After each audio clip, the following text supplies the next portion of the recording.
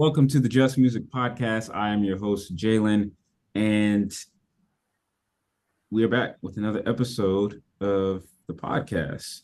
Um, very, very excited for this guest that we have. He is a contemporary composer based in Warrington, England, and he's written over 30 compositions. He's released 4 albums. He's had airplay on BBC Radio 6. And he's also received a complimentary letter from the Stockhausen in 1999 and received praise from former King Crimson member Marcus Reuter. And I mean, has received great feedback, positive feedback from other colleagues and people in his area and in his space of music. We have Mr. Lewis Gill. How you doing, man? Great, thank you, Jagan. Thank you for having Yeah. me.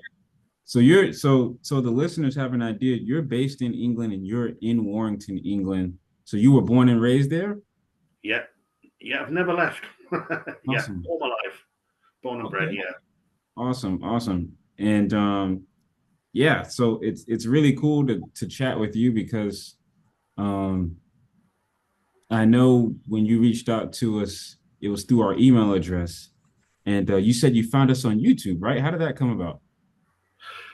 by chance, I was looking at podcasts, basically, various different music podcasts, and yours was one of the first that showed up in a search, Wow. basically. So, yeah, music podcasts was just generally because they're always entertaining. You see, very entertaining, and yours was on the first sort of Google list, basically. Yeah. And then I clicked on it and I found it really interesting. Wow. Well, thank you. Thank you for, giving us a look and giving us a listen and reaching out to us. And now here we are having this conversation, man. So I just kind of want to jump right in, man. So tell me, a little bit about your story. How did you get into music and particularly classical music and composing? Yeah. Well, originally I was just a guitar player, rock guitar player or progressive rock guitar player, starting about 35 years ago. And I was in various sort of experimental rock groups over the years. And I became increasingly drawn to bands that had sort of classical influences. And I became more and more interested in classical music, checking it out, hearing it, and I was a little bit lost to start with, but then I kind of found my way eventually. And then at some point, I thought to myself, "Hang on, I think I'd like to have a go at this myself."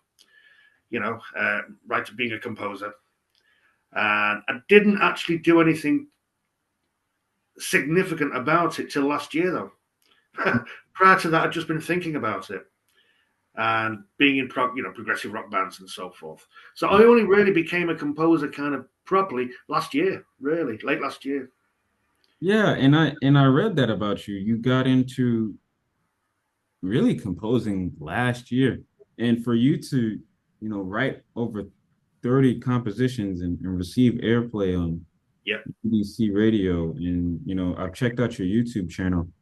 For you to, have that level of growth in just 1 year, that's yeah, really incredible, man. Really remarkable. So, and I know, you mentioned being a guitarist primarily and playing in a lot of rock groups.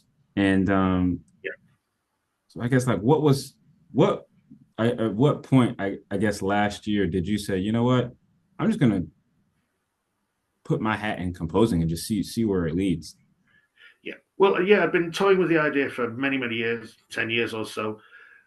I guess years ago I wasn't quite ready because I had to sort of teach myself the theory Mhm. side of things before I could actually become active as a composer. And also, I mean, you mentioned the fact that I've got 30 compositions so far on YouTube. But the truth is, a lot of them go way back. It's just I've only just manifested them, so to speak. Do you know what I mean? Oh, So some of those chords and melodies go back 20, 30 years.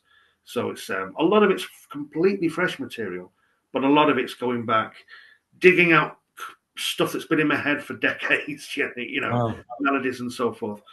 But yeah, I think it was last year. I know this might sound ridiculous, but a friend of mine died actually. He's only the same age as me. I lost a friend about this time last year.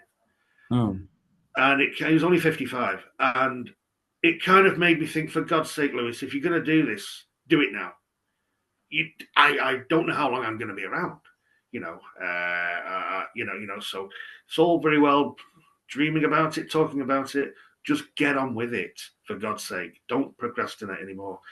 And it was my friend's death, really, my friend's passing, that was the kind of catalyst in a way that kind of made me think, God, get on with it, for God's sake. You might not be around to do it you know, in the future. So awful as it sounds, that was kind of the one of the main starting guns for me. Yeah, and yeah, wow. First, my condolences to you, and my apologies to hear about your Yeah. friend. I hate to put a damper on the, but No, it's all you good. know what I mean? Yeah, It's all good, but I say that because it's always interesting how unfortunate events in our lives can inspire us to create. Um, yeah, and for you, you know, to be where you are in life and say, dang, I just lost a friend of mine, and you know, nobody plans for it. It's kind of like, how do I respond to this? And it's like, well, I know I have always had this dream to do this. Um, so, yeah. I'm gonna do it. I'm gonna do it. So I guess, so my question is, so your friend, were they also a musician, or were they? Gotcha. Yeah, my friend that died last year, he was a guitar player, and like sort of rockabilly type guitar player, not a composer, not remotely into classical music or anything like that, but a lovely bloke and a sort of good guitar player, good musician. I'd known him since we were teenagers, and very suddenly he died. Very suddenly, he didn't become ill. It was just he was, I found out suddenly that he died. So it was a bit of a blow, obviously. Well, a hell of a blow. And like I said, that was the kind of kick up the backside, so to speak, to get me active as a composer. Yeah. Wow. That's something. But it's powerful too, and how it's inspired you to go ahead and go after your dream. And I think a lot of us can learn from that, because so many, I mean, we all have dreams, and we all have things that we want to do. We want Are to you a achieve. musician yourself, Jeremy? Yes, sir, I am. Yes, sir, I am. Marco and I are both musicians. Marco, he's a DJ, and I am a bass player, trombonist, keyboardist, and I sing as well. And Marco and I both produce music. So, um, Pretty and versatile, yeah. Trombone. thank you. I've never tipped my hat in composing, but I remember taking like classes in college and learning about composers and composition in classical music, and there's a lot of value in it, Yeah. and it's it's It's interesting. a Go lot of ahead. a lot of value, but not much money. Yeah, yeah, and that's another thing too, right? Talking about music is like, okay, this is something that I love doing. I love the expression. I love the art. I love the value. Now, um, okay, how can I do this sustainably with income, right? And that's always a challenge for us as musicians.